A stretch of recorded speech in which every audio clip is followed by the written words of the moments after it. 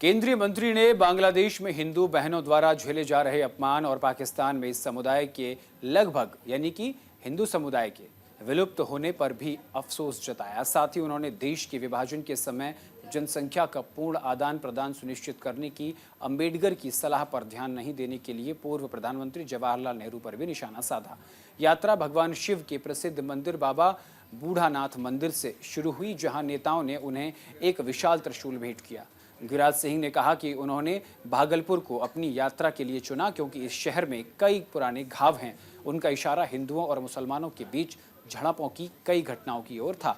गिरिराज सिंह ने ये यात्रा अगले कुछ दिनों में राज्य के कई जिलों में जाने को लेकर उन्होंने बात कही। आरजेडी जैसे विपक्षी दलों ने उनकी इस यात्रा की आलोचना की। वहीं मुख्यमंत्री नीतीश कुमार की पार्टी जेडीयू जैसे सहयोगी ने सांप्रदायिक तनाव को लेकर चिंता जाहिर की है। गिरिराज सिंह की यात्रा को लेकर भाजपा के भीतर अस्पष्टता दिखाई दे रही है।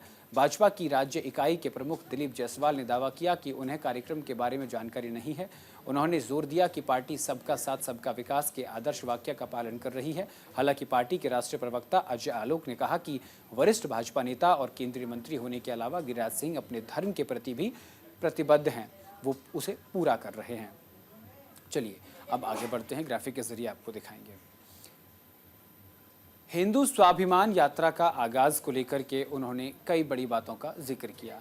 उन्होंने कहा कि हिंदू स्वाभिमान यात्रा जो है वो सिर्फ हिंदुओं को जगाना उद्देश्य है, उनको एकत्रित करना उद्देश्य है, इकट्ठा करना उद्देश्य है। जातियों में जो विभाजित हैं उनको एक साथ एक मंच पर लाना उनका बड़ा उद्देश्य है। तो ये तमाम बड़ी बातों का जिक्र जो है आज गिरिराज सिंह ने कहा। हिंदू स्वाभिमान यात्रा का आगाज गिरिराज सिंह से हुआ। आपको बता दें कि यात्रा शुरू हुई कट्टरपंथियों के विरोध में। यात्रा बांग्लादेश में शुरू हुई। बांग्लादेश पर अत्याचार के विरोध में यात्रा निकाली जा रही है, इस बात का जिक्र किया। उन्होंने कहा कि हिंदू बहन बेटियों पर अत्याचार का विरोध इस यात्रा के जरिए किया जाएगा। हिंदुओं को संगठित रहने का संदेश हम इस यात्रा के जरिए देंगे। भागलपुर से गिरिराज सिंह की यात्रा का आज आगाज हो गया। किशनगंज में आपको बता दें कि इस यात्रा का समापन होगा। यात्रा में हिंदूवादी संगठन अहम और महत्वपूर्ण भूमिका निभाएंगे और जिसकी आज एक बानगी देखने को मिली। तो ये हमने आपको बताया। आगे बढ़ते हैं, आपको बताते हैं कि यात्रा का पहला चरण भागलपुर से शुरू होकर कहां तक जाएगा, कहां तक गुजरेगा। ग्राफिक के जरिए वो हम आपको बताएंगे कि किस तरीके से ये गुजरेगा।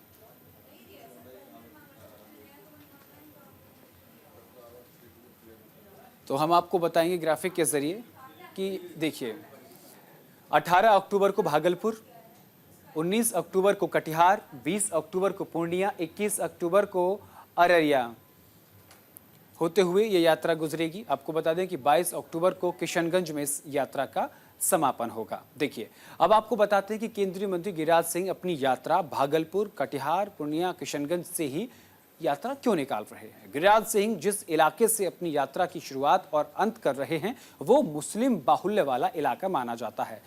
इन क्षेत्रों से गिरिराज सिंह यात्रा गुजरने को लेकर बिहार में सियासी हलचल भी तेज हो गई है। दरअसल ऐसे में अब सवाल उठ रहा है कि मुस्लिम बाहुल्य इलाके से यात्रा की शुरुआत का मतलब क्या है। आखिर गिरिराज सिंह अपनी यात्रा का समापन सीमांचल किशनगंज में क्यों कर रहे हैं। वहीं अब इन सवालों का कनेक्शन लोकसभा चुनाव 2024 से भी जोड़कर देखा जा रहा है। आगे बढ़ते हैं। गिरिराज सिंह शुरू से ही हिंदुत्व की बात पर जोर शोर से उठाते हैं, जोर शोर से आगे बढ़ते हैं।